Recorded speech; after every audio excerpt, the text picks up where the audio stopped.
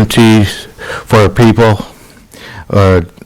Our voice is heard through the vote today, and many reasons that we all share in common.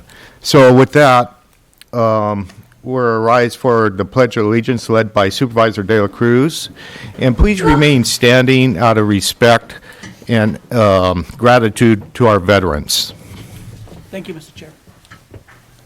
Ready? Salute. I pledge allegiance to the flag of the United States of America and to the republic for which it stands, one nation, under God, indivisible, with liberty and justice for all.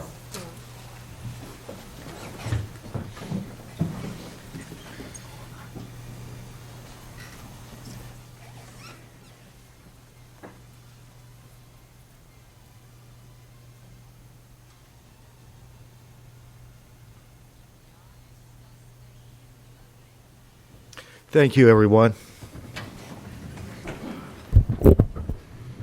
Can I have a motion for a certificate of posting? So moved. I have a motion and a second. All those in favor say aye. Aye. Opposed, hearing none. For presentations and recognitions, Supervisor Rivas and I attended recently a Hollister Youth Alliance event.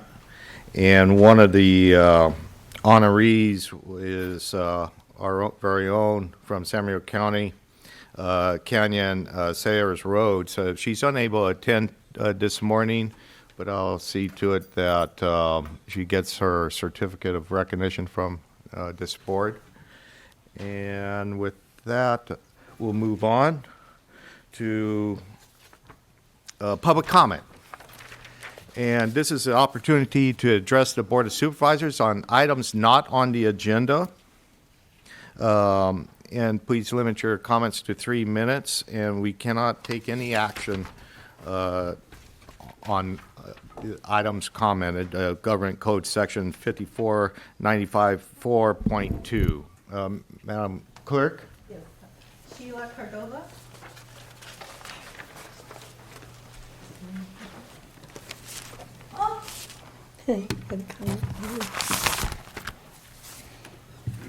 Good morning.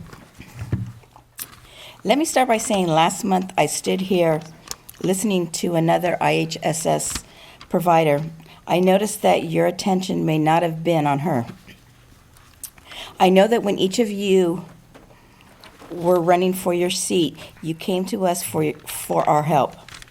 We listened to each of you along with eye contact as you spoke. This proposal is real important to us, as is your job. Like I stated before, this is the hardest job I'll ever have, but the most gratifying. IHSS is not asking for a lot. IHSS is not asking for a lot with the wage increase. The 120% we provide to keep our clients safe and at home would help us give them a little extra they may need without cutting into our own lives. You have our latest proposal. We're here because we're asking you to say yes, agree to the support that is important to us and our work. Thank you. Thank you. Cynthia Abrams.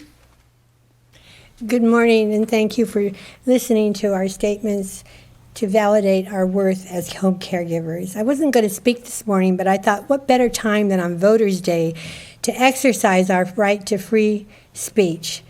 And I hope everybody voted today. We did. And we're asking that you take this into your closed session. I think that's what you're going to do. And resolve this long process with our contract. We've been without one for over 3 years. And I know you want to resolve it as well as we want to resolve it. And then we can get on with our work and know that our work is valued. We take such pride in our work. We help our family members, non-family members. For myself, it's my son. And I know it's a 24/7 job. But we do it lovingly. So that's what I wanted to say today. And thank you all for your well, for your, not patience, but for keeping us informed, and for us to know that you're trying and we're trying. And I know you'll get this resolution maybe today. Thank you. Thank you. Okay. Anyone else would like to address the Board of Supervisors, not on items not on the agenda? Seeing none, we'll move on to department head announcements. CAO Espinoza. Thank you, Mr. Chair. Yes, we do have a few announcements. I'd like to invite up our budget officer, Stuart Petrie. He's going to go ahead and give you an update concerning Monterey Bay Community Power and the financing regarding that. Good morning. So just a little background. The Monterey Bay Community Power Authority was adopted by resolution in February 2017. In order to move forward with the agency program and implementation, the authority needed to get some startup capital and a line of credit. In July of 2017, the county approved a shared financial agreement between all members of the authority. The agreement basically obligated the county to enter into a credit guarantee with River City Bank for $550,000. This $550,000 was restricted into a fund balance in the general fund. We were recently notified by River City Bank that the credit guarantee has been released, and the funds will now be reclassified as unassigned general fund balance. Staff is, we are going to basically prepare an update report on the Monterey Bay Community Power Authority to present at a future meeting. But now these funds will now be released back to the general fund balance, and we're going to move them from River City Bank back into the treasurer's balance. Any questions from the board? No, I just, Mr. Chair, if I may, I just wanted to add just a few words. That was, it was a joint effort. It was a pretty big effort throughout the Tri-County, or throughout three counties, Santa Cruz County, Monterey County, and San Benito. And our county had to put up some money, so we actually put up actual collateral. And but it was really good news because we've actually, Tom and the Monterey Bay Community Power actually shortened that time. It was going to be a couple of years and I think it was closer to like 3 years. So very short time. We just had to put up some collateral and we got it back. So it's some good news for the board.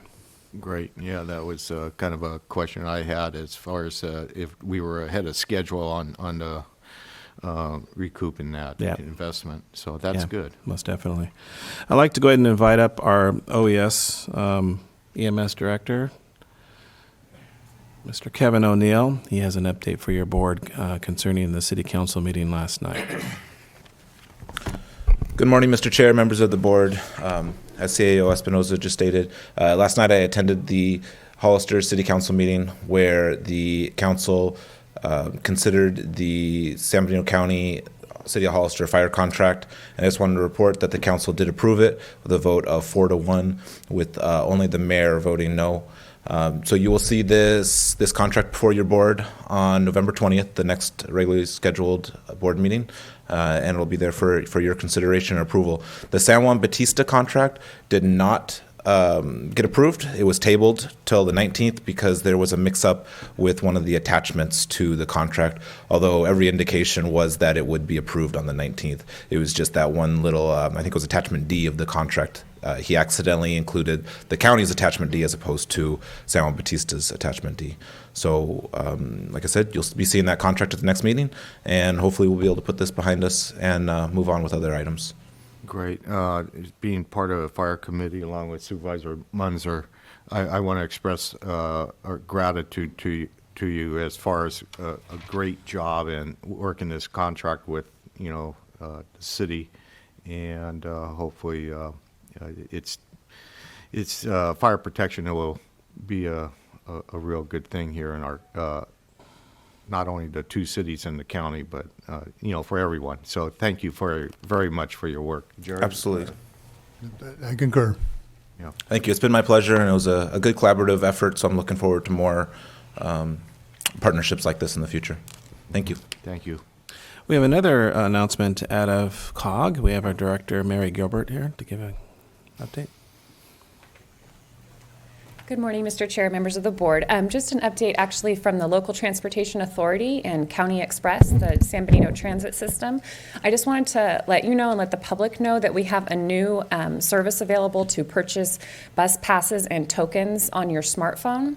So anyone who has a smartphone can download a free app called Token Transit. That's the name of the app. And then if you go on there, it finds your location, finds our transit system, and you're able to purchase tokens and passes that way using a credit card as well. So just wanted to get that information out there. Thank you. Thank you. Thanks, Mary. That's all the announcements, Mr. All Chair. right, very good. We'll move on to board announcements. Supervisor Medina. None, sir. Okay, Supervisor De La Cruz. Supervisor Rivas. Yeah, I just want to encourage everyone to go out and vote. I did my part and voted. I actually voted about 2 or 3 weeks ago, but I saved my sticker so I could wear it today. So. That's good. But anyway, I did want to address one issue with the board. I did attend, and I forgot my notes, but I'll try to jog my memory here. I went to a meeting in Gilroy.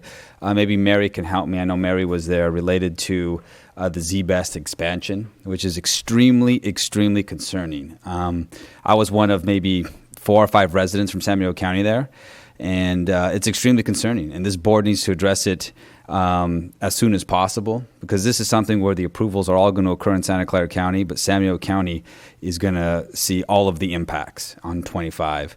And we're talking about a significant expansion of ZBEST, and the 2 mitigating factors with that expansion for the traffic issues that will occur because of this expansion. The first one is to limit new traffic, the new trips due to the expansion from 8 p.m. to 4 a.m. And the second one is intersection improvements. And so certainly there's a lot that has to happen, as far as, making sure that, the permit is approved because, with these mitigations, but obviously the role Caltrans is going to play in any kind of realignment with that road, any kind of infrastructure improvements, has to be approved through Caltrans. And so there's, still some time, but certainly I believe they're accepting comments for the expansion now. But this is something that I urge our board through the chairman to agendize either next meeting or early next year, because this is something that residents of San Benito County need to be absolutely aware about, because this is going to have a significant impact on the flow of traffic, which is already horrendous on 25. This is only going to, in my opinion, further cause congestion and accidents, and it's going to be a significant safety problem for San Benito County residents. So thank you, Mr. Chair. Thank you. Yes, if we, Supervisor Medina. I did, thank you for bringing that up, Supervisor Rivas. I did speak with the Associate Planner, Valerie Negrete, and we are planning on having a session here, a learning session. She's working on that. So once I have some information, I'll pass that on to to Ray, and we'll figure out how we're going to have the study session. So I just wanted to let you know I did speak with her. Thanks, Robert.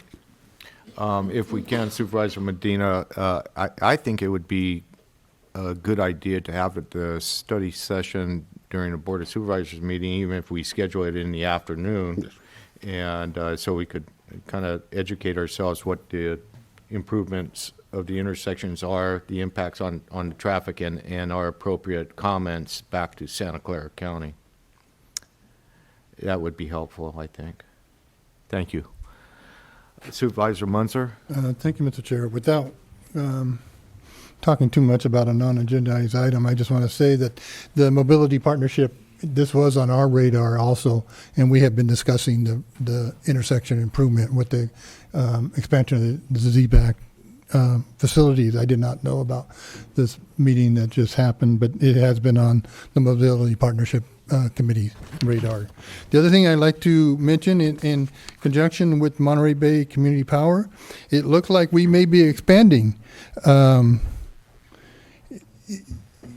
We are working at scheduling a special meeting for next Wednesday, the 14th, to consider the acceptance of Morro Bay and San Luis Obispo. The city of San Luis Obispo wants to join the Community Power Bay. So not only are we moving along very well fiscally, we're retiring our debt before schedule. We are expanding, and so those two cities they'll be passing a resolution at their city council meetings next Monday, and then hopefully we'll have a special meeting on the 14th to also consider it. Also, I guess the other thing is AMDAG on the 14th also, the evening of the 14th, we're celebrating our 50th anniversary. I know you, Mr. Chair, have been invited to the meeting as one of the past presidents. I think you were past president 2 years. So AMDAG is very excited about the fact that we are now 50 years, in the makings. And we'll have a little celebration Great. next Wednesday night also. With that is all I have. Okay, thank you. Very good. We'll move to the consent agenda. I'm going to pull 5 to be heard at a later supervisor meeting, a future date. And Supervisor Munzer, myself want to pull item 11. Any other items that supervisors would like to pull? Any items from the public that would like to be pulled from the consent agenda? Seeing none, almost want to pull item 3 for the clerk of the board being recognized, but we'll leave it there.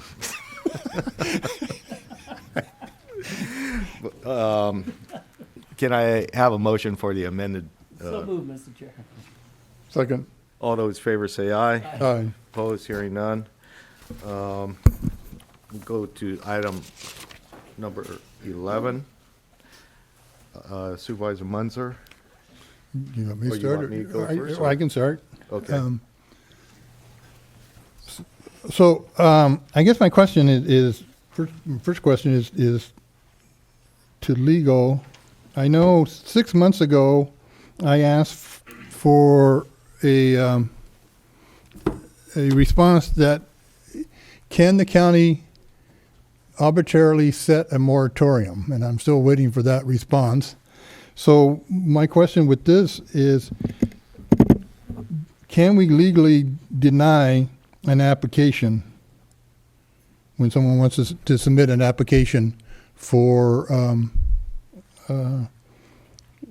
general plan amendment and an application for a housing development?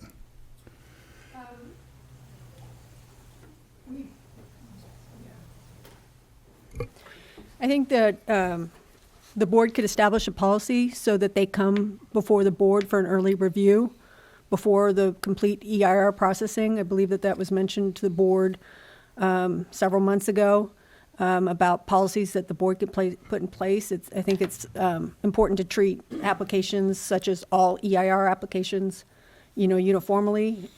So if the board wants to pursue that and have an early review before applicants spend a lot of time and energy developing a project that the county's doesn't believe is consistent, for example, with the policies and the plans of the county, we can establish that policy for review. Okay, and didn't we discuss that and having that come back to us? No, I think it was placed on a, I think it wasn't, I don't think the board has not acted on that policy yet. Okay, we didn't ask that county council team bring back a No. proposal or draft. Okay, all right.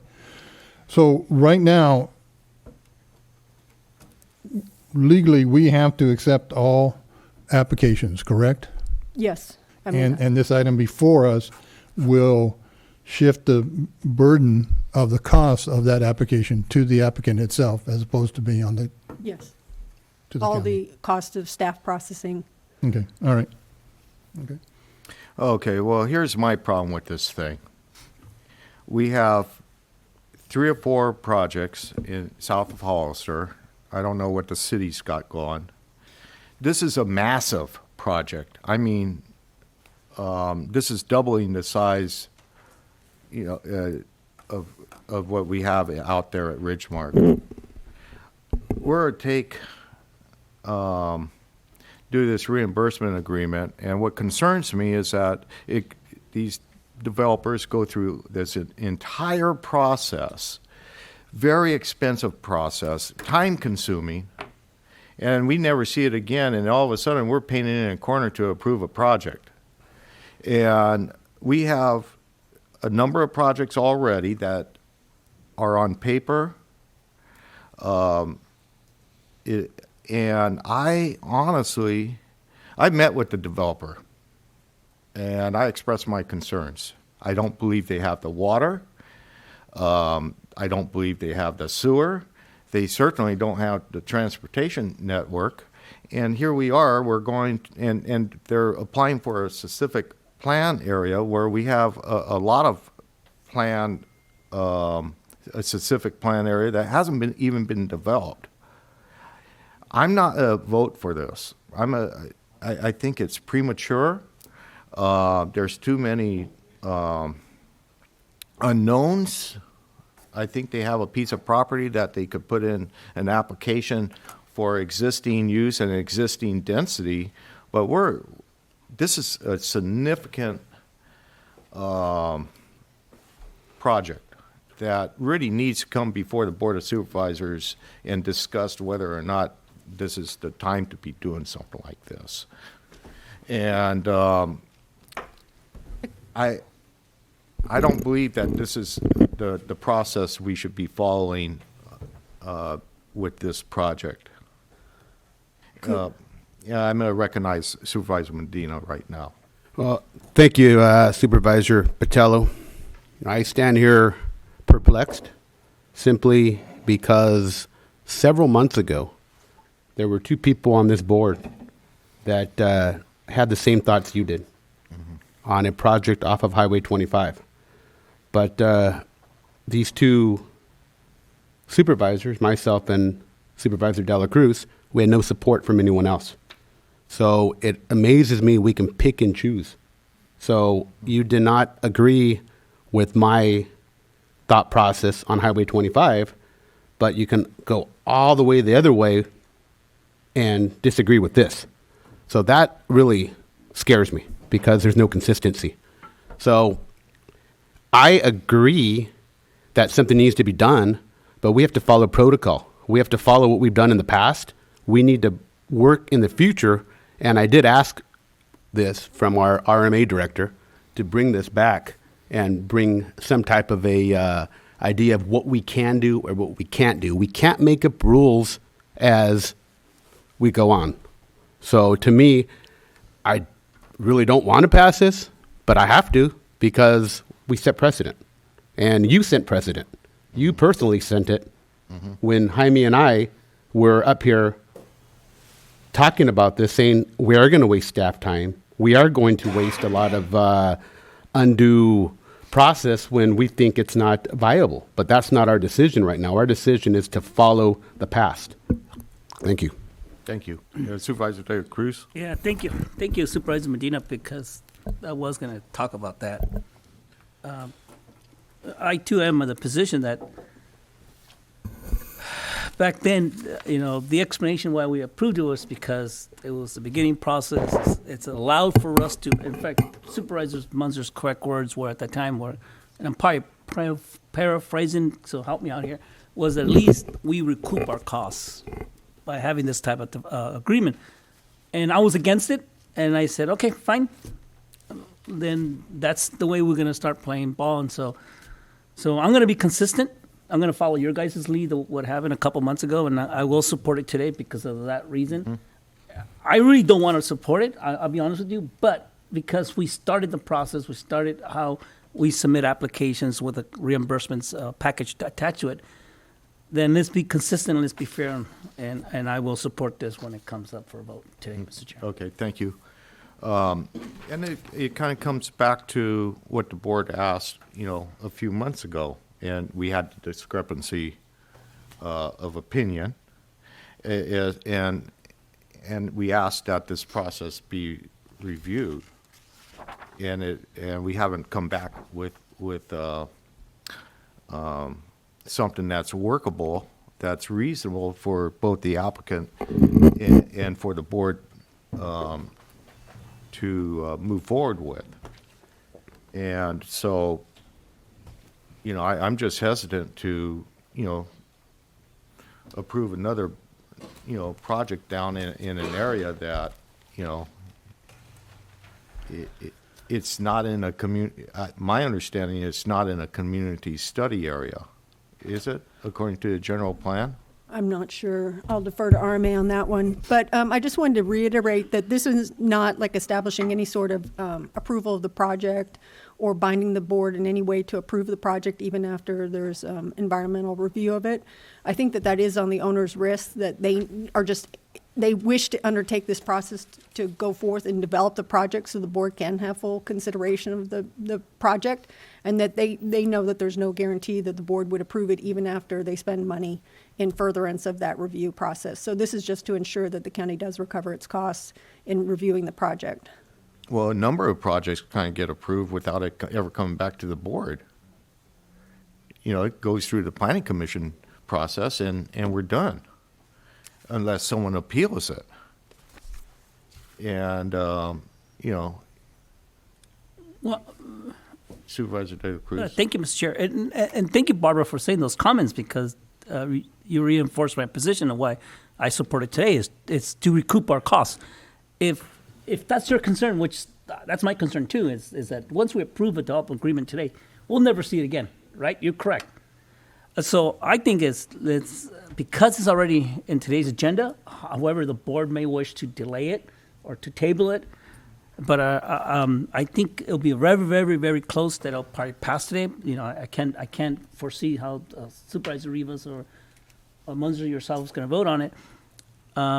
Decide on this one today, and if you really want to review the whole process, then put a moratorium on any future applications. Direct staff not to accept any development agreements to come back to the board, and to the Board of Supervisors issue a position on how they're going to handle these type of applications, Mr. Chair.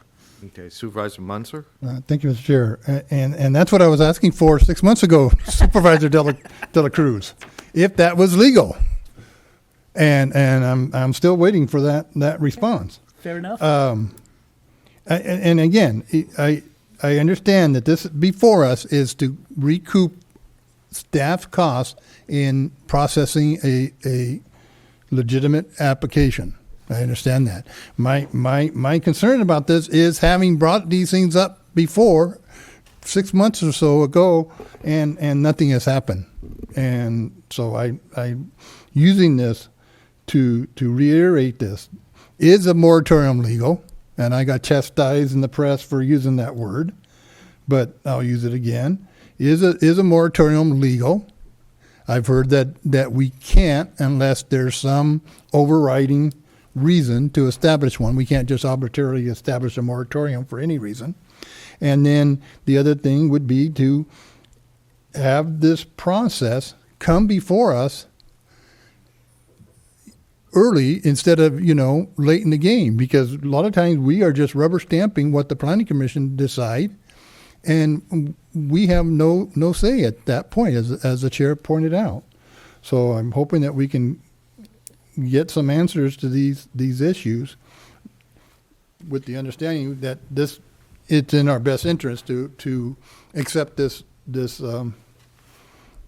reimbursement agreement. Thank you, Mr. Chair. Yeah, and another question I had when I was reading this over the weekend, probably should ask somebody, I guess, is the amounts in the reimbursement agreement.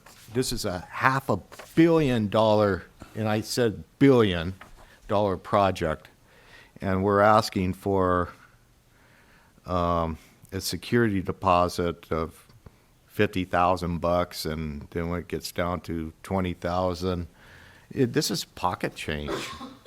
Pocket change.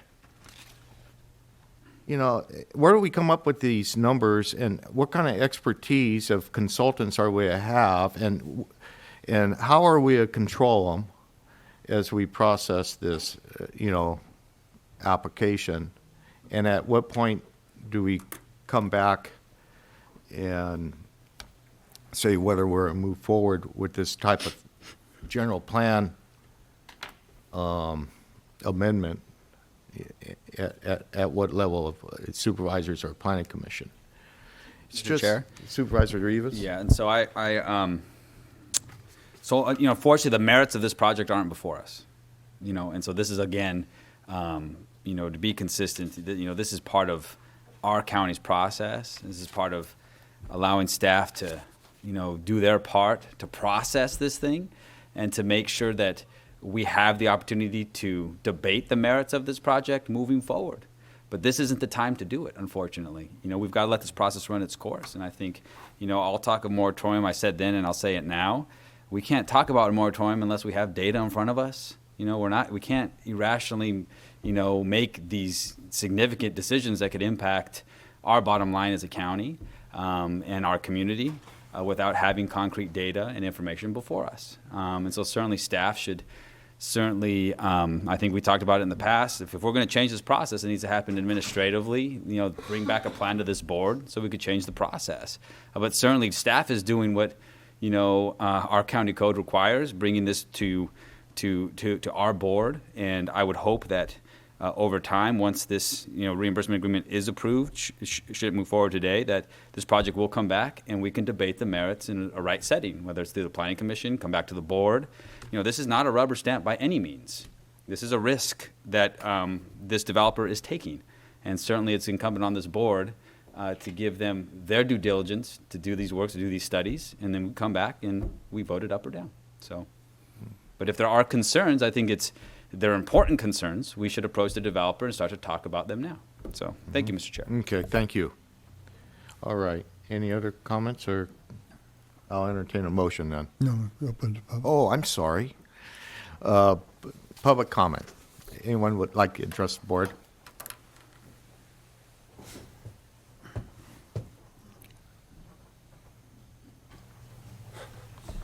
Supervisor Patello and members of the board, Brian Hardy with Richland Communities.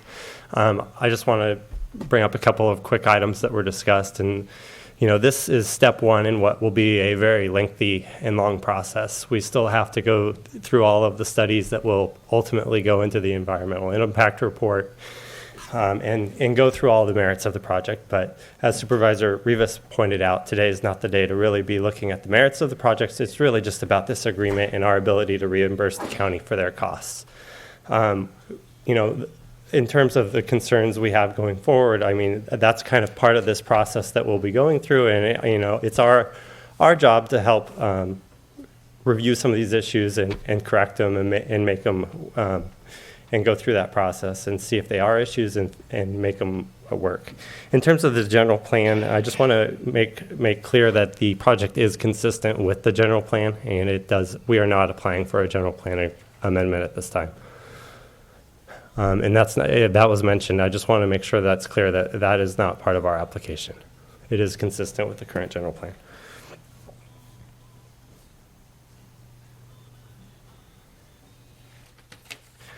Any other questions for the applicant? Any questions from the board?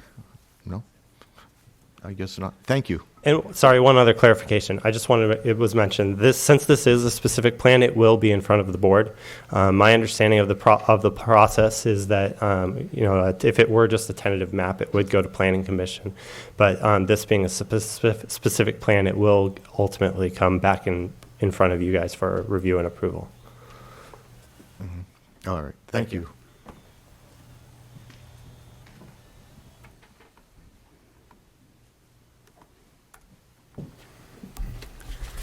Mr. Chairman, Scott Fuller. I just want to make one observation generally. You brought up this other project that was before you a few months ago, and there was an effort by some members to deny going forward because there was a concern. I'd like to point out, and I do not represent that project, but I do know that that project has evolved since then, and now this board is perhaps very interested in some elements of that project, which you would not be interested in if you had just rejected them at the time. And I think you ought to keep that in mind, that you got to see what the project really is.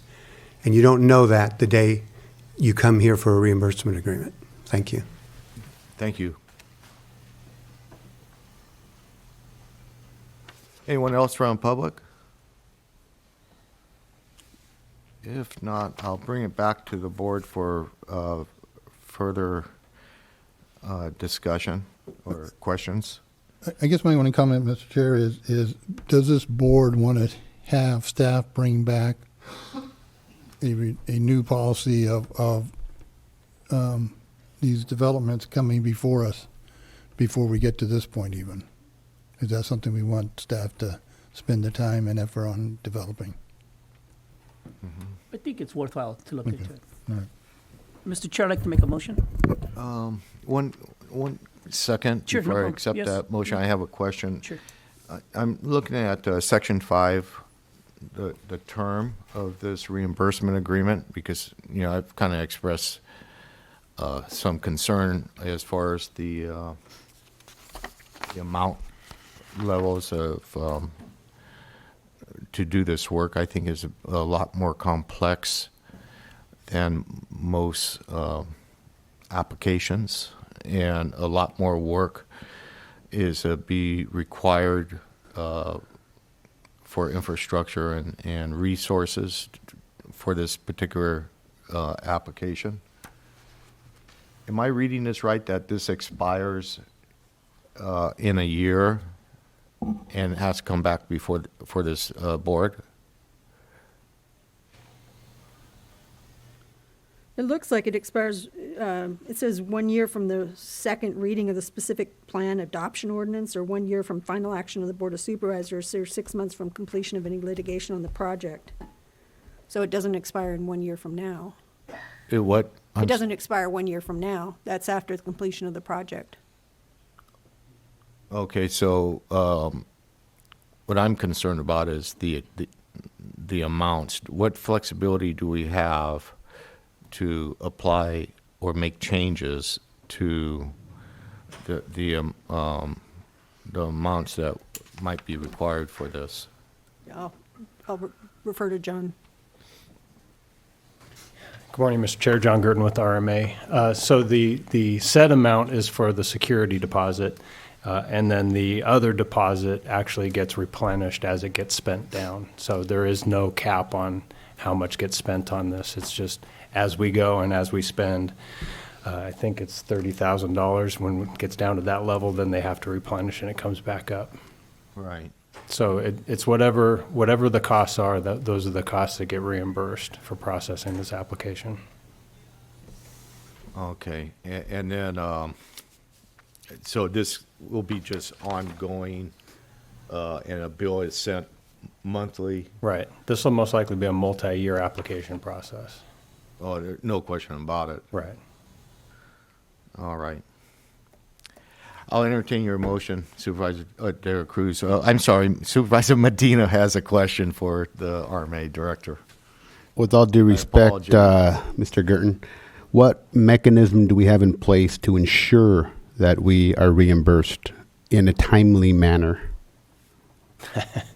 Well, generally, the issue hasn't always been from the developer side. It's been from our processing side, and getting reimbursement requests done in a timely manner. Now with Scott Lyons on board and with the staff that we actually have processes in place so that we're tracking contracts and tracking these agreements in real time so that we get the reimbursement requests out quicker. We're working with the auditor's office to improve our time tracking and get that into the finance system so that we can have electronic means that give us alerts and little tickler files electronically that'll prompt the accountants when charges are being applied to specific projects. That's not all in place yet, but those are the things that we're working on. So 6 months from now, I can ask you, what have we been reimbursed, and you'll be able to give me that number? That's my expectation, yes. Thank you, John. Appreciate it. Mm-hmm.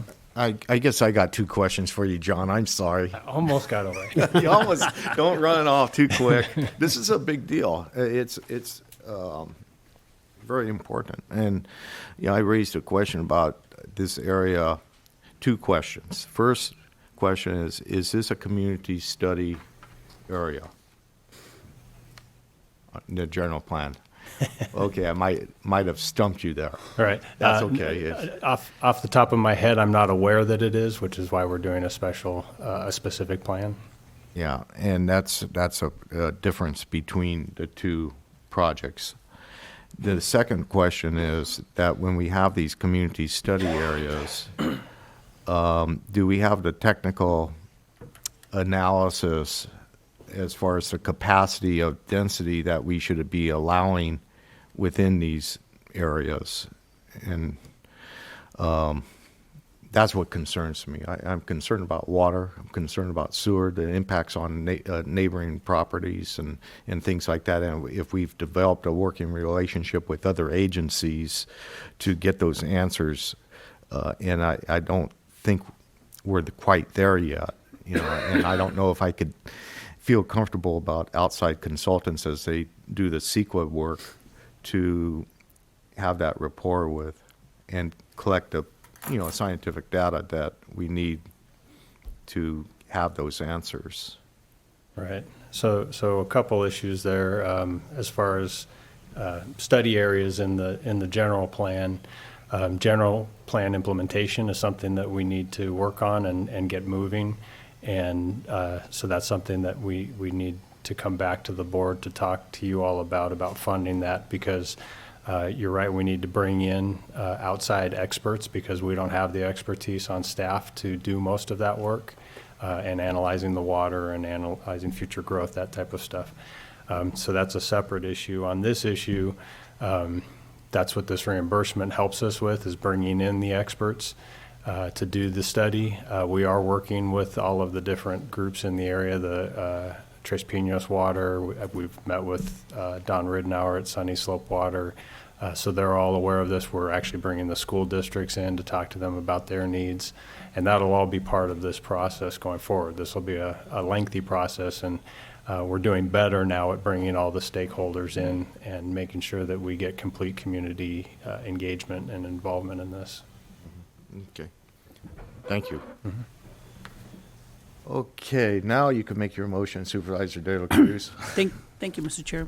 I make a motion to approve the reimbursement agreement with Richlands Communities to fully recover all county costs incurred for the preparation and consideration of a Pacific Plan, zoning code amendment, EAR, and any other documents required for the Pacific Plan. Second. All those in favor say aye. Aye. Oppose? No. 4-1. Okay, we'll move on to regular agenda. CEO Espinoza, want to introduce our first presentation? Yeah, I'll go ahead and I'd like to invite up our management analyst, Dulce Alonzo. She'll be introducing this item. So, good morning, board. I have so the Hollister School District is going to present. Santana Ranch. And we have the Director of Facilities here to do so. Thank you.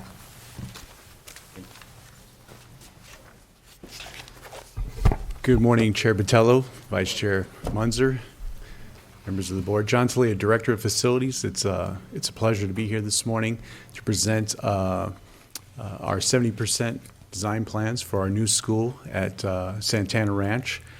We greatly appreciate the opportunity to be before you this morning to provide you this information on our exciting project and to keep you in the loop on how we're progressing with the project.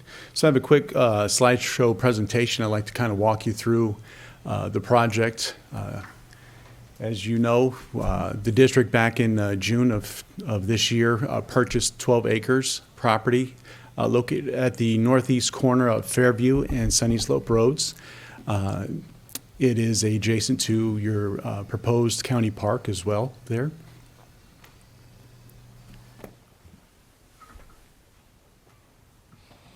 Okay, I got to scroll. Okay, thank you.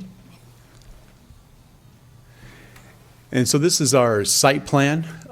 Due to the topography of the site, we had to design the school site on a tier approach. So there are 3 tiers to this school site.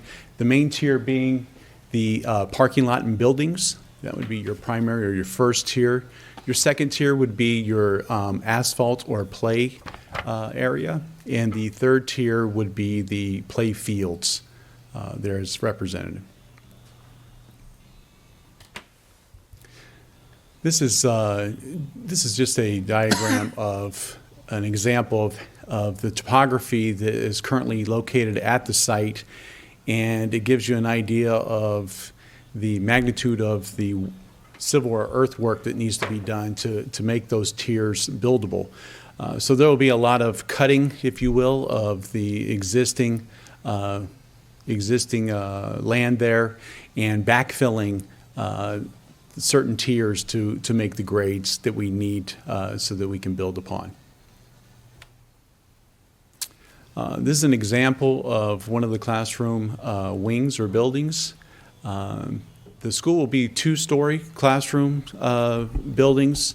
They'll be equipped with elevators to meet ADA compliance. We're currently looking at 36 rooms at the school. Some of them will be not all class space. Some of them will be used as serving or food preparation, multi-purpose type of activities, as well as some specialized student programs.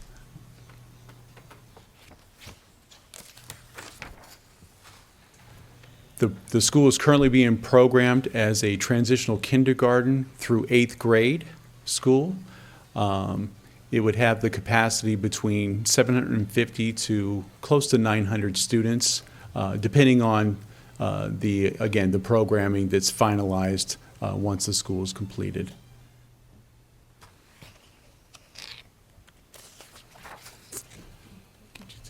This is a picture of an elevation looking west, from the west to the east. So if you were on Fairview Road, you'd be looking at the back of the school there.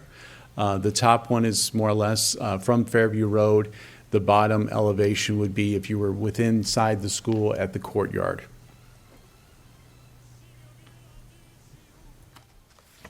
And this is the elevations from the east, which is the future road, which would be the main road leading into the front of the school, would be Santana Ranch Drive. You'll have your admin focused in the center. Above the admin would be the library for the school. To your left would be your kindergarten or lower grades, and to your right would be more or less your upper grade classrooms. This conceptual drawing gives you an idea of kind of the tiered approach. You can kind of see how it kind of steps down as you go from the main buildings down to the play area to the turf fields. Picture from the back side of the school, leading into the campus from the play areas. The front of the school, so it have its own parking as well.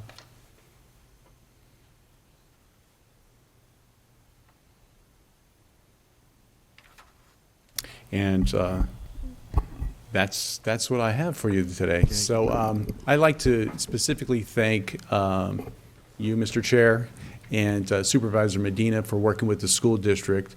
You allowed us to place some temporary fill dirt that is desperately needed to make the grades for those tiers at our school site, and we greatly appreciate you working with us to accommodate our requests. So we wanted to thank you for all that, and we'll keep you updated on how this project moves forward. Great. Is Dr. Barr? Sure. Chairman Patel, members of the board, I'm Dr. William Barr. I'm the interim superintendent of the Hollister School District, and I'm happy to be back in San Benito County. I was here at the high school district about 4 years ago, and it's a wonderful county. I will say out of full disclosure, I'm not a resident of San Benito County. I live in Monterey County. I'm the retired Monterey County Superintendent of Schools. But I've been with Hollister here for about 5 months now, and I just wanted to add one thing. Well, first of all, let me say, I found it terribly interesting to hear your conversation prior to asking the Hollister School District to come forward, because every comment that I heard was important, and it was important because of what I want to say today. And I thought many times about whether I should say it or not, because speaking about something that happened 10 years ago is counterproductive, unless it can serve as a learning tool for something we're going forward with today. And I will say that while Mr. Tilly has just shown you a beautiful rendition of a school that I think has been designed very well, I commend its architects and its potential construction contractors. I think there will be a pretty school there. It will be very small. It will be on a very small parcel of land. The topography, this is where my comments become a little negative, but the bottom line of it is that the topography was not suitable for an elementary school. The size of it was half of what the state requires, 10 acres, not 20 acres. The price was $5 million. It was appraised at $1.9 million by our school district. And the $5 million did include excavation work, which would be done by the developer. So my point is that we're making the school district is making the best possible result for a school. The correlation that it had to your previous conversation on another topic is that impact for schools is just as important as every other impact that, and I know I'm preaching to the choir. We have very, very skilled Board of Supervisors here, and whether it's traffic or mitigation or schools or anything else, the consideration for that impact has to be made. The Santana Ranch is 1,100 homes was approved. To the school district, that represents probably 2,200 students. If it's average, 2 students per home. 2,200 students is far more than even one school. It's 2 or 3 schools. And it impacts 9 grades in the elementary and 4 grades at the high school. There has to be an impact review for the school districts, and that's all I'm saying today and appealing to you. As we go forward, we're going to do the best job we possibly can on this Santana Ranch school. I think John has done a marvelous job with this, working with the architect and builders. It's going to be an asset to your county. I think we've done it with a lot of constraints in front of us. It does not have a multipurpose room, and last week when the school district board discussed it, they said, "Where's the multipurpose room?" Said, "I'm sorry, we ran out of money. We can't do a multipurpose room." And I'm on record as having said, I can't conceive of having a school without a multipurpose room.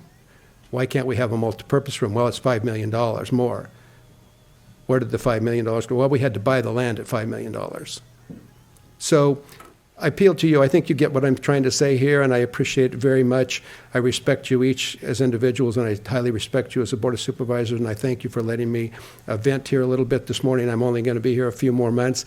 The superintendent search process is going along really well, and there's a lot of great kind of candidates, and I'll be saying farewell again to San Benito County, but not from my heart, simply from my body.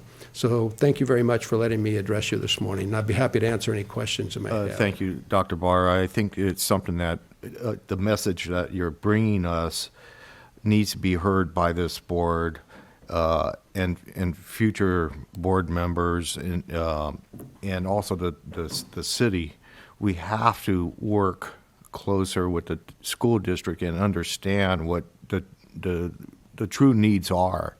And this was one of our first endeavors as far as, and I wish it was done differently to have a bigger school than what we need, rather than, working towards making something work.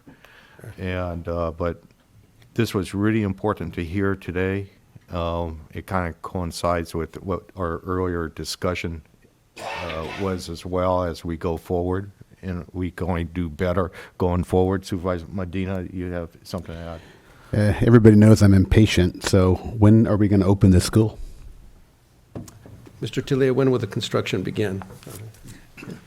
So our board approved these 70% plans at last month's board meeting. Our plan is to bring forward the 100% construction plans to the board for approval December 18th. We already have a date with DSA on January 6th to submit them for their review. Typically, it takes about 6 months of this size of project for them to approve the review.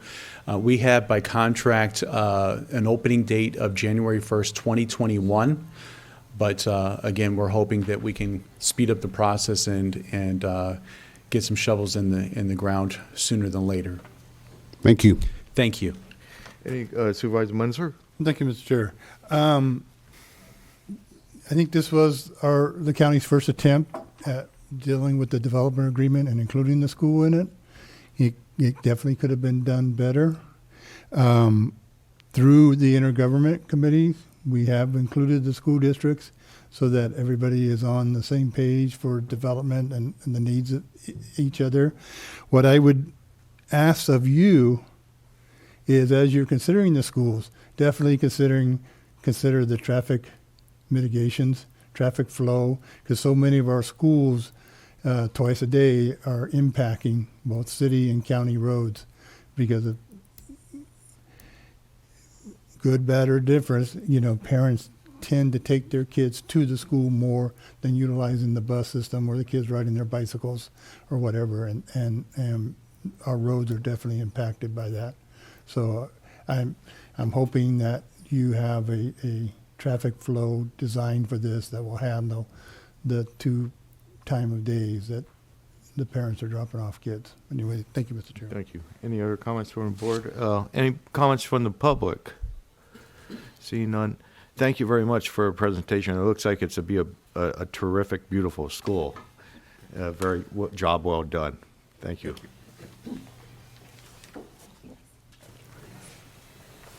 Okay, we'll move on to the next presentation. CAO?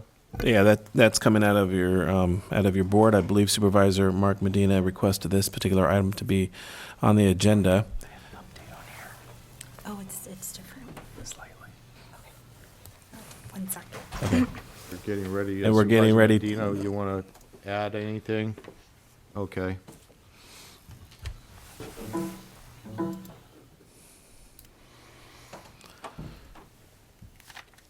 Mr. Chairman, may I ask maybe take a couple-minute recess, if that's okay? Why don't we go ahead and take 5 minutes or 8 minutes?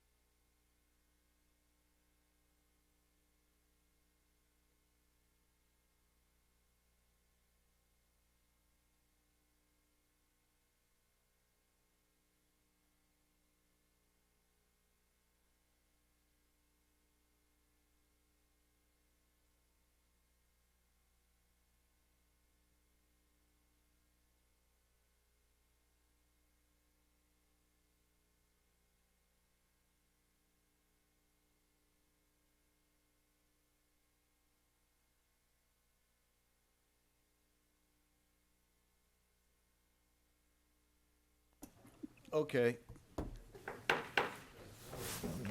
We'll go on to item 16's presentation on the Independent Committee on Job Growth.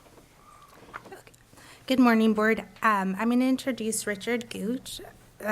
He has been the Chief Financial Officer of Tanoki since 2016. He formed the Independence Committee for San Benito County Job Growth last year, and he's here today to share the primarily findings of the committee with the board this morning. His background is in business, entrepreneurship, financing, and engineering. And over the course of his career, he has served on a number of government and philanthropic boards, including chairman of Central City and the Colorado Planning Commission. So without further ado, here he is.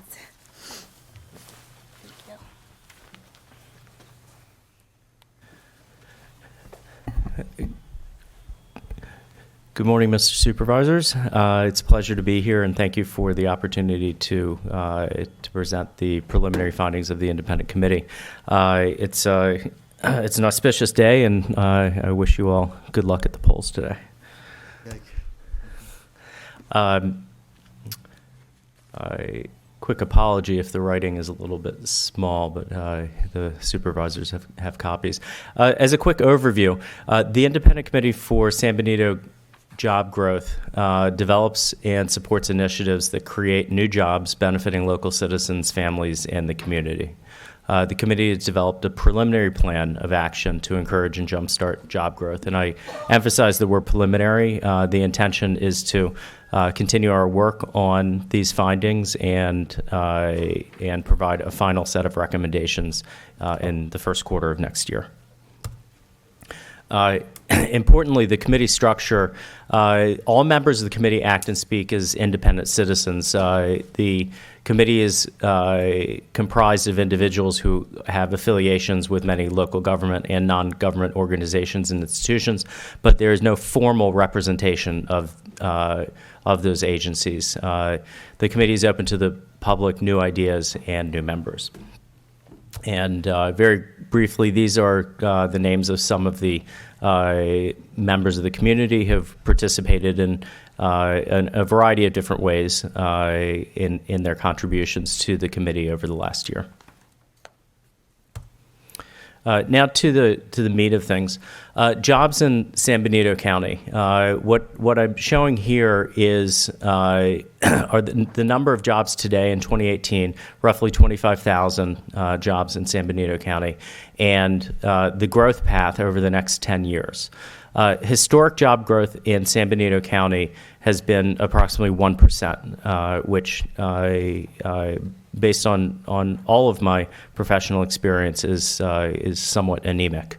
There are a lot of reasons for that, but the important thing is the question of what will the future look like. And what's shown here is what the future can look like in three different scenarios: a continuation of the 1% job growth, an increase of job growth to 3%, and we use the 3% figure to closely mimic the approximate residential growth in San Benito County at this time, and then 6% job growth, which would be reaching to jumpstart the business growth and job growth in the county. And what is somewhat evident without even looking at the chart, but really comes to life here, is that with 1% job growth, a continuation of past patterns, we'll see only a couple thousand jobs added in San Benito County over the next 10 years. Whereas with 6% job growth, we'll see as many as 20,000 new jobs, almost a doubling of the number of jobs in San Benito County in merely a decade. Let's look at the impact of job growth on outbound commuter patterns. Again, I've graphed this based on somewhat sophisticated modeling that we've done based on statistics from city, county, state, and government agencies. Importantly, what you see here is that with the job growth figure continuing at the 1% level, outbound commuters will grow from approximately 15,000 today to approximately 25,000 10 years from now, simply compounding in a pretty dramatic way the issues on the roadways today. Whereas in the 3% job growth scenario, you see that the number of outbound commuters on the road is ameliorated somewhat significantly, reducing the increase from 15 to 20,000 rather than 25. And in the best case scenario shown here, in the event that the right things are done so that job growth in San Benito County is increased to 6%. What we'll see is that outbound commuters in San Benito County only increase somewhat slightly over the next 10 years. So in fact, one of the primary ways to solve the roadways problems is actually to focus on business growth and job growth here in San Benito County. And getting straight to the heart of the budgetary matters that you gentlemen are looking at on a daily basis, what we've done is we've studied the combined budgets of the local and city governments, the county and city governments locally today, and projected those budgets over the next 10 years.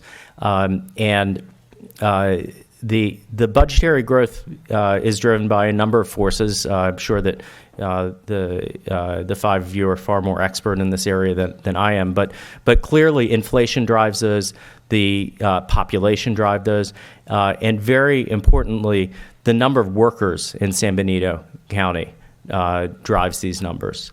And again, you can see the impact of local job growth on the budgets of the city and county governments locally. And of course, what that means, it translates directly into the ability of the County Board of Supervisors to increase and improve the services that are provided to the community. And in this case, you can see that the combined budgets in 2018 are about 260 to 270 million. And again, using the historic job growth figure of 1%, those budgets over the next 10 years will grow to about 450 million. But dramatically, with job growth at the 6% level, the budgetary figures are boosted upward towards 650 million. I'm sure that all of you can imagine what you would do with an additional $200 million in budgetary resources. And so now, again, I'm moving through this fairly quickly in the interest of all of your time and getting right to the preliminary recommendations. First, it's critically important to create shared objectives and a common voice amongst local agencies. And that includes both governmental agencies and non-governmental agencies. What I have seen and experienced in San Benito County in my 3 years here is a lot of different and independent opinions, which is very valuable to the community. But when it comes to driving issues like this, I've seen no cohesiveness, and that includes between the larger local governments as well as between the government agencies and the non-government agencies. Secondly, and this I think is critically important, bifurcate the growth objectives in this community. When I'm a party to discussions about growth, without it being said, typically the discussion is about residential growth, because that's really the growth that is happening, and so that's the growth on everyone's minds, with a variety of different opinions, which are very valuable: pro-growth, anti-growth, middle of the road, and in my opinion, most importantly, managed growth. And residential growth is currently at about a 3% level. What's important here is to think about growth not just on the residential level, but separate out business and job growth from residential growth. And so if there's a managed plan in the works and in reality and continuing to be developed on the residential growth side, think differently and separately about a plan, a managed plan for business growth and job growth, and think and target higher objectives. Because if you bifurcate these two issues and perhaps you target a 3% growth at the residential level, but you target a 6 to 10% growth at the jobs level, which is not out of reach for a community like this, of this size, of this logistically proximity to Silicon Valley and so many other industries. The impact on the community over the long run could be very positive and very dramatic. So when you're in debates and discussions about growth, separate out these two issues and think about and discuss the two issues very separately. That's my recommendation, or the independent committee's recommendation there.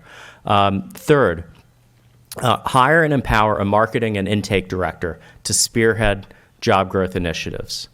One of the biggest problems that I have seen locally, and I've experienced this firsthand and also heard quite a few stories of this nature, is that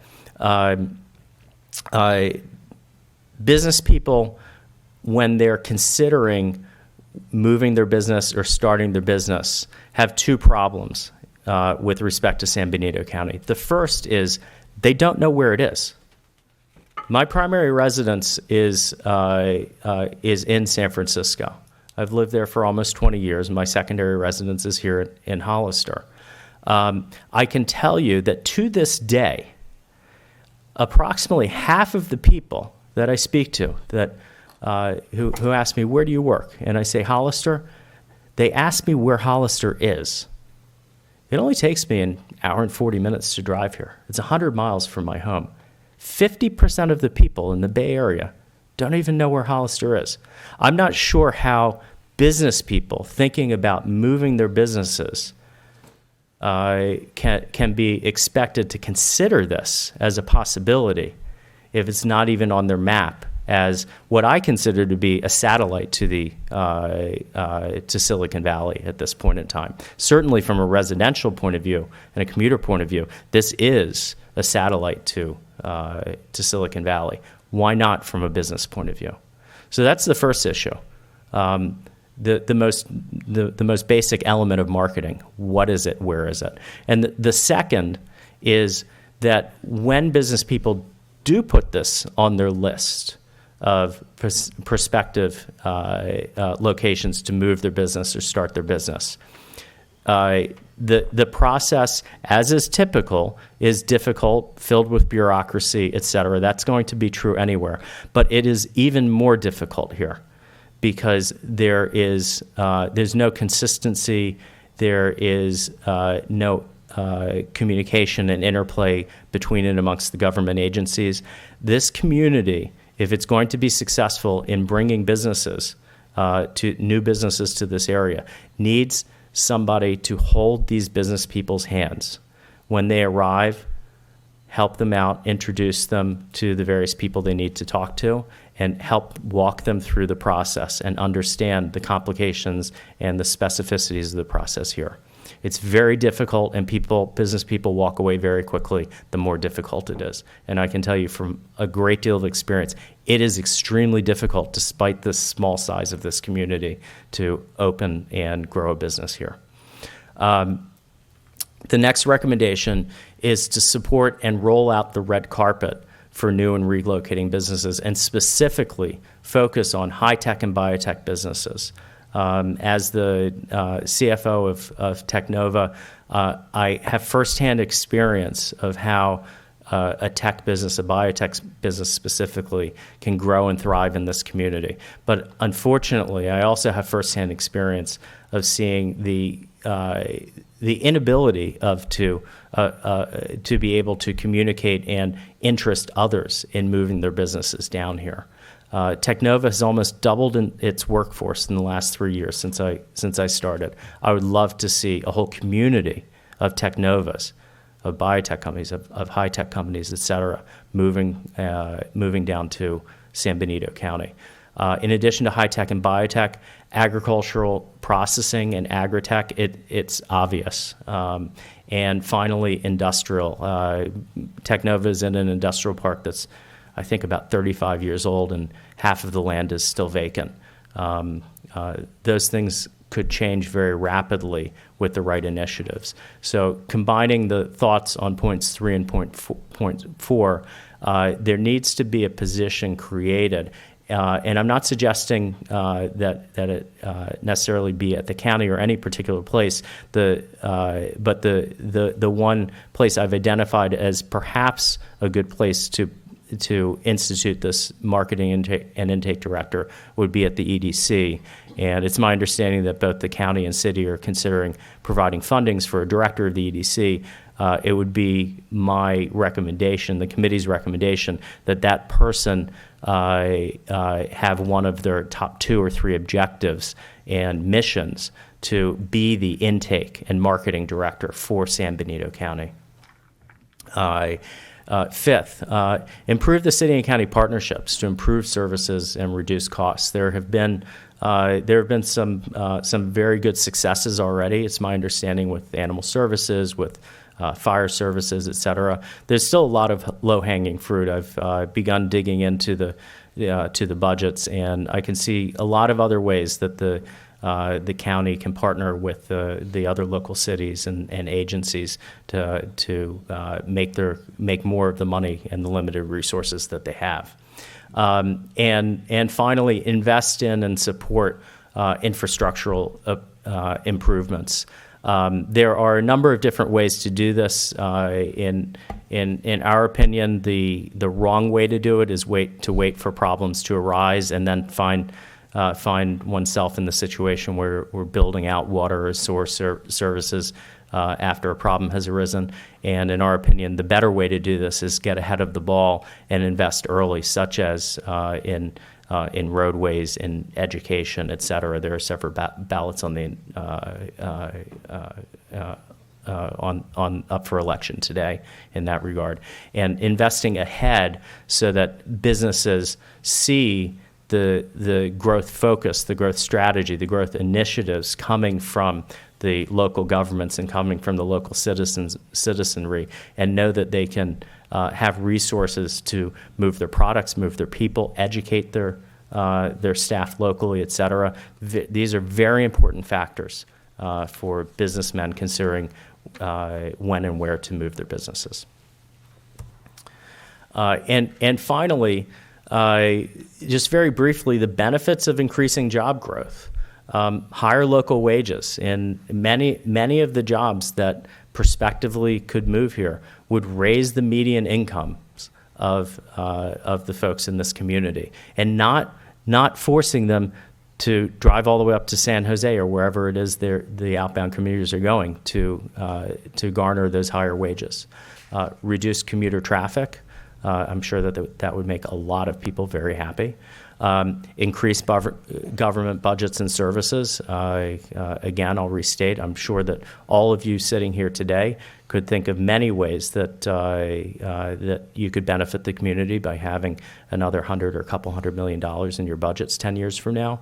And most importantly, happier families and communities, because the fewer commuters there are, the more people who are living and working near their homes, the happier and better the communities will be, because it will free up people's time to spend with their families and within their communities to enrich the communities they live in. And I think that's the highest and best objective of any board of supervisors, and it's the one I'm sure all of you would back. So with that, I'll finish my comments and ask if there are any questions. Okay, any questions from the board? Thank you. Yeah, very good presentation. Do you find, though, within the region, I don't think San Diego County, Hollister is unique in a shortage of jobs, but plenty of housing and commuters going towards, the huge generation of jobs up in Silicon Valley. What I think I see is, people that work for me, for instance, they live in Salinas and Greenfield. And people that live here, they tend to work up in San Jose, whether they're sheetrock people or roofers, and it's just kind of a trickle-down effect. If we generate the jobs, and you have, I was pretty pleased to see that there was jobs could be agriculture, industry like yours, or even research and things like that. Do we think that, we'll have some folks that will live here, but won't a lot of them still commute in? Yeah. Yes, of course. I showed the statistics for outbound commuters. There are a similar set of statistics, smaller numbers, but a similar set of statistics for inbound commuters. Taken at the macro level, what we're finding and what we're suggesting and presenting here is that there's an opportunity to increase median wages by bringing the right businesses here. And when I say the right businesses, I am in absolutely no way against the growth of retail and restaurants, et cetera. I'm not talking much about that because I just see that as natural organic growth. You grow the number of people in the community, those businesses will come. But what I'm talking about are higher wage positions. And again, I have direct experience with this at Technova and know many others in this community, as well as, of course, up in the Bay Area with direct experience in this. Now, if you bring the right types of businesses here, you will see more of those higher paying jobs, and the folks living in this community will choose to stay here for those jobs rather than commuting up to San Jose. What we find at Technova when we're recruiting is that there is typically a discount or often I should say, is a discount offered by prospective employees to stay local. 10%, 15%, 20%. They're willing to earn less to work locally because it's like earning the same without the commute, the cost and the time of the commute. But fundamentally, again, Technova as a microcosm, 2/3 of our workforce lives and works locally.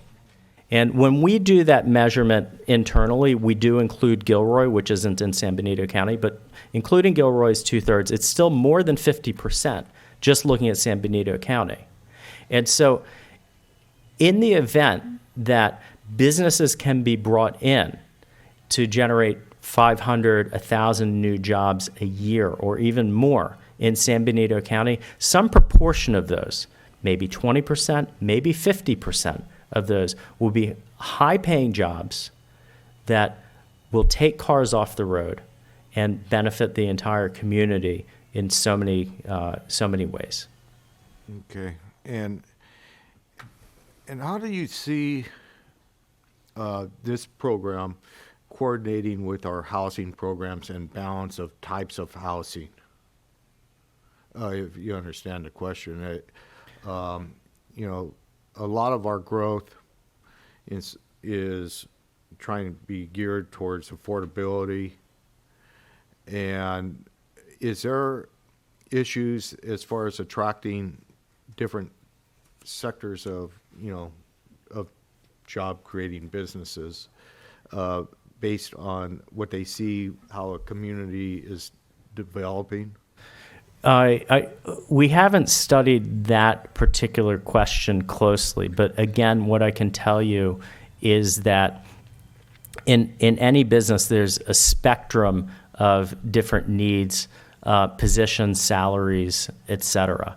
And I can tell you that, again, my direct experience at Technova, we have every year a couple of employees who have never had the opportunity to own a home before. They're in their 30s, 40s, maybe even 50s, finding that because of the benefits that we're bringing to the community and to them individually, they're now in a position to buy their first homes. And it isn't necessarily the $500,000 home. It might be the $200,000 home. Again, if you create If you bring businesses here with a wide spectrum of opportunities, with jobs paying, $30,000, $50,000, $100,000 and higher, you will feed into all of the different sectors of the housing growth that's going on here. Thank you.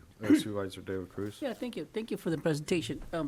You alluded to one of the employees obtained a house at a $200,000 house. It sure was not in San Bernardino County.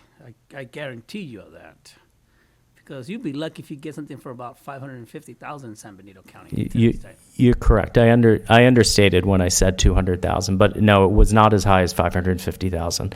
I do understand the price of the new homes going up here, but there is a broad range of prices even in this community. In your premises, you mentioned about which we're all for it. I mean, don't take us wrong. We're just trying to get a better understanding of your presentation.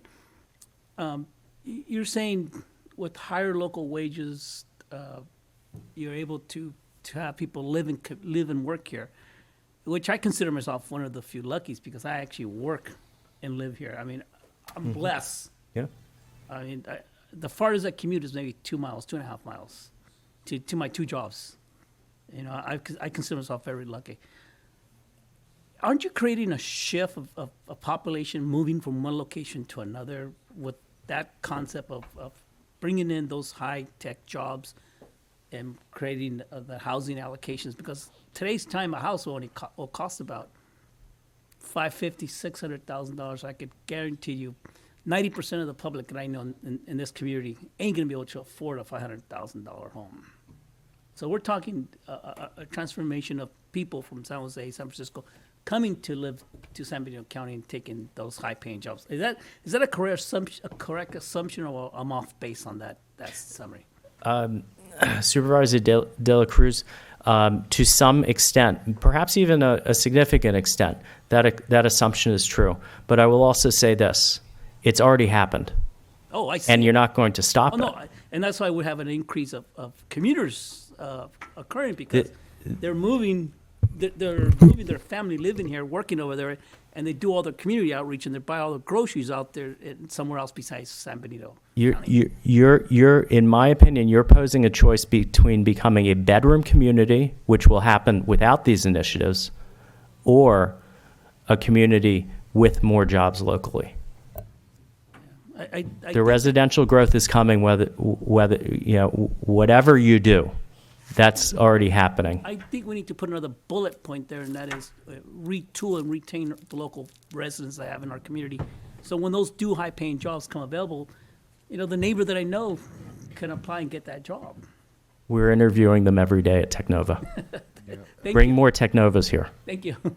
Supervisor Rivas. Yeah, I really appreciate what Jaime said. Because I think what he's alluding to is the gentrification that's happening all over the state, especially in the Bay Area. And when you talk about new residents coming in, that is a concern. We're an agricultural community. And I appreciate this report, I appreciate what's coming in, but certainly establishing that local identity, that vision for this community is a serious thing. Do we want to move in a direction where our community is going to be permanently altered, where you're going to have a gentrified San Benito County? You're going to drive out a lot of older people, older families that, agricultural families that have deep, deep roots here. And so certainly that's something that this board, that council members, elected officials here have got to come to terms with. I appreciate this report. I think that we certainly, as was mentioned, we all want to create jobs. We all want to, encourage investment here. But I do see some factors here that really are out of our control, infrastructure improvements. Certainly we play a huge part of that, but so does the state and so does the federal government. Making sure that we get the attention to make the improvements we need to our infrastructure is critical. And point number 4, I have an issue with support and roll out the red carpet. What does that mean? Do I interpret that as, incentivizing certain, factors to encourage investment here? I think it's, the language is great, but what would be helpful for me as a local policymaker is, coming from, the business community, how can we support businesses? What are some things we can do to roll out the red carpet? because specifically I understand the language, but I don't know specifically what it means and how that translates to policy outcomes and how we can create, incentives or, local tax exemptions for, what is it? Because what could work well in the Silicon Valley may not work well here. And so having a package of ideas that we can act on, I think is extremely important moving forward. So thank you, Mr. Chair. Thank you. I don't disagree anything you said, Supervisor Rivas, and I think the county has had some successes as far as rolling out a red carpet.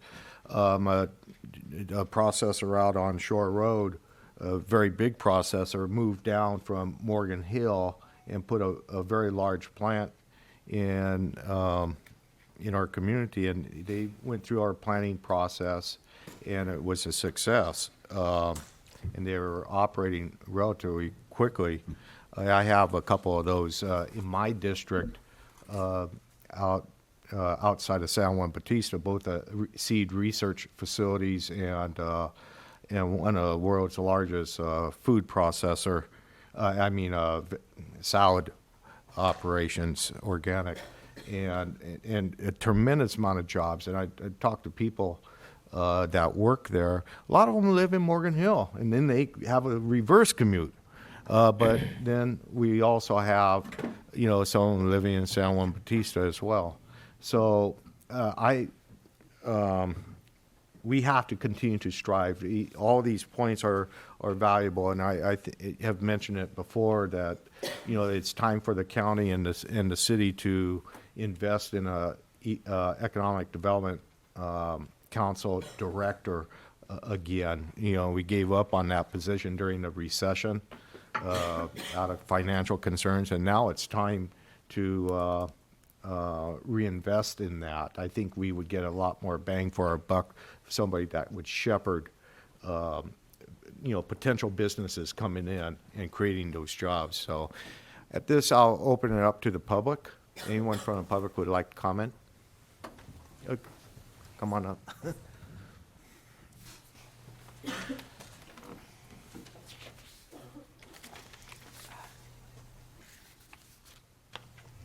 Valerie Eglin, San Juan Bautista.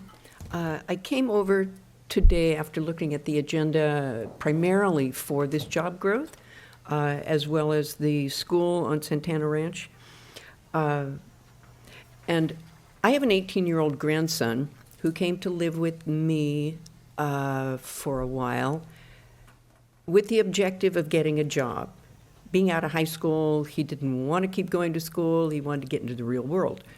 So I took him over to our job center for the county.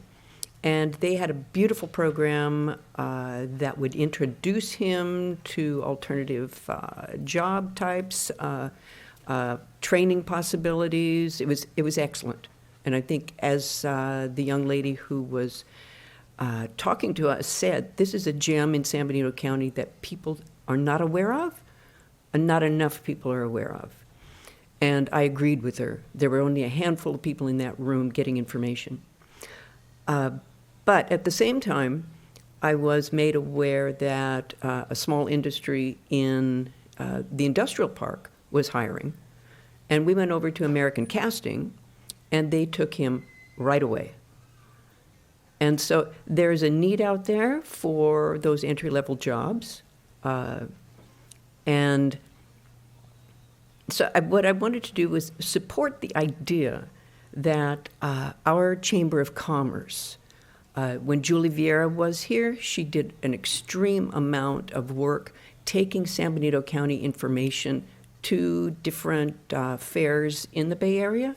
And she also reiterated the same idea that there are not enough people out there who know where San Benito County is, the recreational possibilities, and the possibility for businesses moving here. And since she was in that business, she was really serious. So I think we do have facilities here in the county that we can support, and I know the Board of Supervisors does support the Chamber of Commerce, and I'd like them to know that part of that real job seeking and information is getting out there through the Chamber. So anyway, that was my comment. Thank you. Thank you.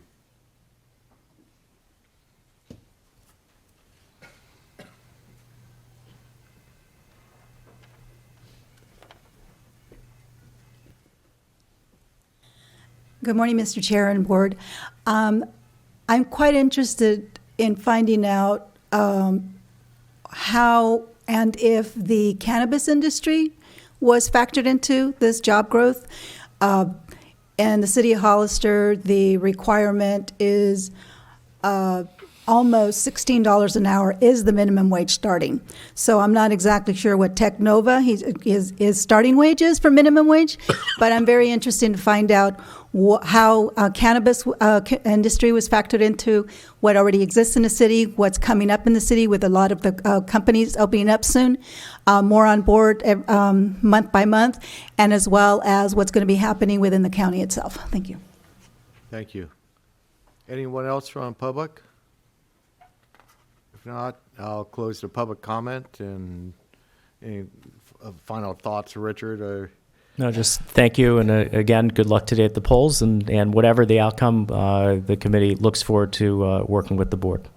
we appreciate your efforts in this, and as new thoughts come up, don't hesitate. I'm sure you won't, contacting us as seeing what we could do to improve, the quality of employment in our county. Thank you. Thank you for your input and good questions, and we'll be back with final recommendations early next year. Great. Thank you. Okay, I guess we have one more presentation. One more item. CAO. Yeah, so thank you, Mr. Chair. Yes, at our last board meeting, your board, through Supervisor Rivas, requested a housing element needs presentation and requested Mary Gilbert, Director of COG, to present this item. So thank you, Mary, for making yourself available and presenting this item. One thing I did want to add while she brings up the PowerPoint is that I've asked our RMA director as well to give us an RMA department update, including the general plan and a few other elements, including staffing and the general plan, which has a piece of this housing element as well that I wanted him to share. So he'll be coming to us at a later date with that information. But in the meantime, we have Mary Gilbert here. Mary. Good morning, Mr. Chair, members of the board. I think this is kind of a precursor to your discussion of your housing element, and I just wanted to briefly give an update or a reminder of the regional housing needs allocation and the process, how it filters through the Council of Governments. So just some background. This process is required by California Government Code Section 65584 with an intent to adequately plan to meet the existing and projected housing needs of all economic segments of the community. So this is an opportunity to identify how all of those needs can be accommodated in each local jurisdiction. The California Department of Housing and Community Development provides an estimated housing need for the entirety of San Benito County, and COG takes that information, works closely with the local jurisdictions to distribute that need. And when I say need, I'm talking about different types of housing units, kind of what you were talking about in the last presentation. So from low income to moderate income, et cetera, types of housing. And then once we've come to an allocation process and allocated the needs by jurisdiction, the jurisdictions then update their general plan housing elements, and there is a timeline required of about 15 months to get that done, or maybe it's 18 months, excuse me, to get that done after COG goes through the process. So the last update was in June 2014. That was the last time this was adopted by COG, and then 18 months after that, the housing elements were required to be updated. So we're on an 8-year cycle for this process. Our next update will not be until June 2023, although of course we'll start a little sooner than that, but the update and adoption will happen in June 2023. So again, the methodology, HCD gives us the numbers. COG does a lot of coordination with the local jurisdictions to make sure we can land on a methodology that is fair and equitable. And then we distribute the final allocations. So the methodology is adopted by COG. And last time that methodology was based on a jobs housing balance model that we had put together using the job growth forecast put put together by the Association of Monterey Bay Area Governments. So that's how we allocated, and I'll get into what those allocations look like. For San Benito County, again, there's 4 different housing categories, very low to above moderate. And so the total that the county received, number of units, was 837 units. And then you can see the breakdowns of the different categories. So above moderate is still 42.4%. So there's recognition that there is a need still for those above moderate housing categories. But low and moderate housing make up the other bulk of that. And this just kind of shows you that in a more graphic format. And then by all the jurisdictions in San Benito County, Hollister received 60% of the total allocation we received from HCD. The county's at 38% and San Juan Bautista 2%. And again, this is using that methodology of projected jobs growth for each jurisdiction. And again, so once we've updated that and made that adoption, we just sent the numbers over to the different jurisdictions, and each one has updated their housing element accordingly. So that is the COG process. Any questions? Any questions? I'll have a question. Okay. What is the consequences if we tell HCD that, thank you very much for your allocation, but we'll grow and do what we want? Yeah, I know that in the past we have tried to kind of negotiate with HCD on that, and they really didn't negotiate very much. We asked for smaller numbers at COG. There was some back and forth there, but really the purpose of the allocations is just to ensure that there's a fair distribution of the types of housing, and that all different types of housing can be accommodated in the general plans. But these aren't requirements for building, so it's just for planning purposes, but you're not required to actually build all of the units that you're allocated. Yeah. If that answers. And, how does Santa Clara County, that their average price is $1 million for not a very good, very big home anymore. Right. How do they meet their affordability, their low and very low allocations, or they shove them down to other neighboring counties? That's a good question. I'm not sure. I'm sure that they go through the same process and they update their housing elements accordingly, but I don't know how they're, what they're actually building and how it's translating into actual homes being built. Yeah, So. because I know some people are concerned that we're getting all the lower economic scales in our county and housing people for, a richer, Monterey, as not so much Monterey, but Santa Clara and Santa Cruz and areas that are a little bit higher end. But anyway, any other questions from the board? Any questions from the public? Seeing none, we'll go on to closed session. County Council. Yes, number 18, closed session liability claims, Government Code Section 54956.95, name of claimant Corey Cheeks, against San Benito County, member of Trindell Insurance Fund, claim numbers TIBR 550543 and TIBN 541402. 18, closed session conference with labor negotiators. Representatives are Burke Dunphy, Danya Torres Wong, Ray Espinoza, Joe Paul Gonzalez, Melinda Casillas, and Elvia Baruccio. Employee Associations, Institutions Association, Law Enforcement Management Employees Group, SEIU Local 521, SEIU Local 2015, Deputy Sheriff's Association, confidential employees and confidential management employees, appointing department heads and unrepresented employees pursuant to 54957.6. We will not be speaking regarding number 20. And lastly, 21 is government closed session, public employee annual review, county administrator officer pursuant to 54957. Okay. We'll adjourn to closed session. Yeah, was there any public comment? Anybody from the public want to comment on any items?